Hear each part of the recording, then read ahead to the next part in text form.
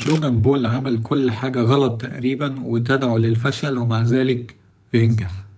وآخر حاجة هي إنه هيلعب ماتش في الهند مع كونر ماجريجور، ماتش ملاكمة، وكل واحد فيهم هياخد 250 مليون دولار، غير طبعا فلوس الرهانات اللي هتبقى على الماتش ده. يعني انت لما تنظر لهذا الشخص هل تعتقد ان هو هيبقى بهذا النجاح؟ هو حرفيا يعني في هذه اللحظة bigger than world. انت عندك شخص مطلوب في الحملة بتاعت فيزيت انديا، دي حملة عاملاها الهند علشان تشجيع السياحة وكده، اسمها فيزيت انديا. في الماتش مع كونر ماجريجور، وكل واحد فيهم هياخد 250 مليون دولار.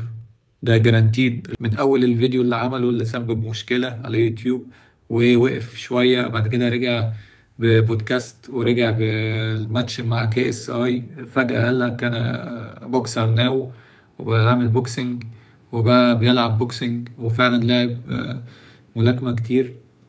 بعد كده قال لك أنا مصارع وبقى بيلعب في الدبليو دبليو اي، والبودكاست بتاعه شغال تمام، الميرش بتاعه شغال تمام، عمل برايم وبيكسب، عمل لانشلي، كل حاجة بيعملها شغالة تمام. مع ذلك يعني أو مع إن هو كل الحاجات اللي بيعملها تسبب مشاكل.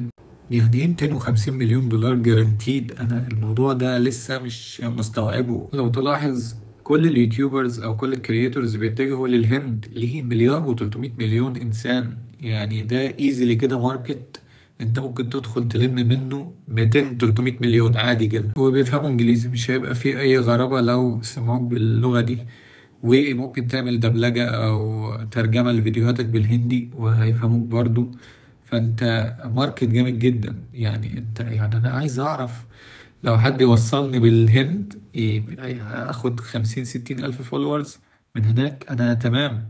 أنا تمام يا جماعة، أنا يعني